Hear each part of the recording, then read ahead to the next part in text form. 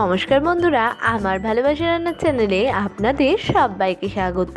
আমার পুরনো বন্ধুদের অনেক অনেক ধন্যবাদ আমাদের পাশে থাকার জন্য, আর নতুন বন্ধুদের অনেক অনেক স্বাগত আমাদের চ্যানেলে আসার জন্য। আজকে আমি যে রেসিপিটা নিয়ে এসেছি সেটা একেবারে ইউনিক ধরনের রেসিপি। এতদিন তো মাছের ডিমের বড়া, টক এইসবই খেয়েছেন, আজ বানাবো মাছের ডিমের ঝুরঝুরি।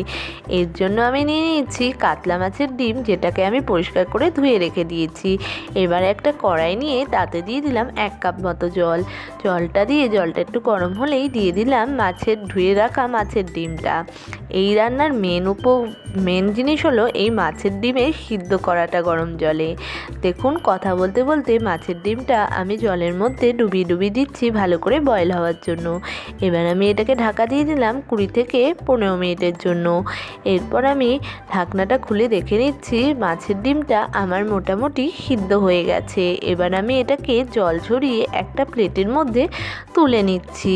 তো প্লেটের মধ্যে আমি তুলে রেখে দিয়েছি একটু ঠান্ডা হওয়ার জন্য। এটা মোটামুটি ঠান্ডা হয়ে গেছে। এবার আমি হাত দিয়ে ভেঙে এটাকে গুঁড়ো গুঁড়ো করে নিচ্ছি। যেহেতু এটা মাছের ডিমের ঝুরঝুরি, তাই হাত দিয়ে এরকম গুঁড়ো গুঁড়ো করে নিতে হবে, তাহলেই এটা খেতে ভালো লাগবে। দেখুন, এটা একেবারেই কিন্তু ঝুরঝুরে আর গুঁড়ো গুঁড়ো হয়ে গেছে। এবার একটা কড়াই নিয়ে তাতে দিয়ে দিলাম বেশ খানিকটা মতো সর্ষের তেল। সর্ষের তেলেই কিন্তু এই রেসিপিটা বেশ ভালো হয়।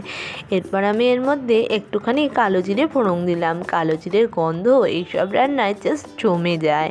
এরপর আমি এর মধ্যে দিয়ে দিলাম বেশ খানিকটা মতো রসুন কুচি। রসুন কুচিটা একটু গরম হলেই এর মধ্যে দিয়ে দিলাম বেশ খানিকটা মতো পেঁয়াজের কুচি। পেঁয়াজ কুচিটা দিয়ে ভালো করে নাড়াচাড়া করে ভেজে নিচ্ছি, যাতে এর মধ্যে কাঁচা গন্ধগুলো না থাকে রসুন আর পেঁয়াজের। তো এটা ভালো করে ভাজা হয়ে গেছে। এবার আমি হাফ মতো আদা একেবারে কুচি করে এর মধ্যে দিয়ে দিলাম। দিয়ে আদা কুচিটাকেও এর সাথে ভালো করে নাড়াচাড়া করে মিশিয়ে নিচ্ছি, যাতে এর কাঁচা গন্ধটা না থাকে। তাহলে সমস্ত কিছু নাড়াচাড়া করে মেশানো হয়ে গেছে। এবার আমি এর মধ্যে সিদ্ধ করে গুঁড়ো করে রাখা মাছের ডিমটা দিয়ে দিলাম। দিয়ে সেটা পেঁয়াজ, আদা, রসুনের সাথে ভালো করে নেড়েচেড়ে মিশিয়ে নিচ্ছি, যাতে মাছের ডিমের মধ্যে এই ফ্লেভারগুলো ভালোভাবে ঢুকে যায়। এইভাবে যদি মাছের ডিম করে দেন, যে মাছ খায় না সেও খেতে অবশ্যই চাইবে। এর মধ্যে এবার আমি দিয়ে দিলাম একটুখানি নুন দেওয়ার পর এর মধ্যে আমি দিয়ে দিচ্ছি একটু পরিমাণে মিষ্টি। এরপর আমি এর মধ্যে দিয়ে দিলাম একটু পরিমাণে হলুদের গুঁড়ো। এরপর আমি এর মধ্যে দিয়ে দিচ্ছি একটু পরিমাণে ধনে জিরে রোস্টেড গুঁড়ো।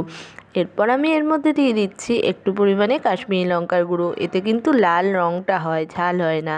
এবার সমস্ত স্পাইসেসগুলোকে ভালো করে মিশিয়ে নিচ্ছি, যাতে এর মধ্যে ফ্লেভারগুলো ভালোভাবে ঢুকে যায় আর এটা খেতে আরও বেশি টেস্টি আর ইয়ামি হয়।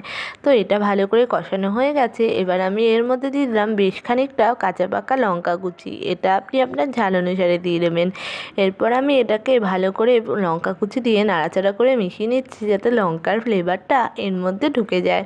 এরপর আমি এর মধ্যে দিয়ে দিচ্ছি বেশ খানিকটা পরিমাণে ধনেপাতা কুচি ডাঁটযুক্ত দিলে কি হয়, গন্ধটা বেশ ভালো থাকে। এবার ধনেপাতা কুচিটা এর সাথে মিশিয়ে নিচ্ছি, যাতে এর মধ্যে ফ্লেভারটা ঢুকে যায়। তো এটা আমার মোটামুটি ভালোভাবে ঝুরঝুরে হয়ে গেছে। এবার আমি এটাকে সার্ভ করে নেবো। তো তৈরি এবং সার্ভ হয়ে গেছে আমাদের আজকের রেসিপি মাছের ডিমের ঝুরঝুরি। এরপর আমি এটাকে চেখে দেখছি এটা ঠিক কেমন লাগছে। এটা জাস্ট ইয়াম হয়েছে। গরম ভাতের সাথে শীতের দুপুরে জাস্ট জমে যাবে। এই রকমই সমস্ত সুন্দর সুন্দর রান্না দেখতে অবশ্যই আমাদের চ্যানেলটাকে সাবস্ক্রাইব করে পাশে থাকা বেল আইকনটাকে প্রেস করে দেবেন, আর আমাদের অনেক অনেক উৎসাহ যোগাবেন, আমাদের পাশে থাকবেন। সবাই সুস্থ থাকবেন এবং ভালো থাকবেন, আর আমাদের চ্যানেলটাকে ফলো করবেন।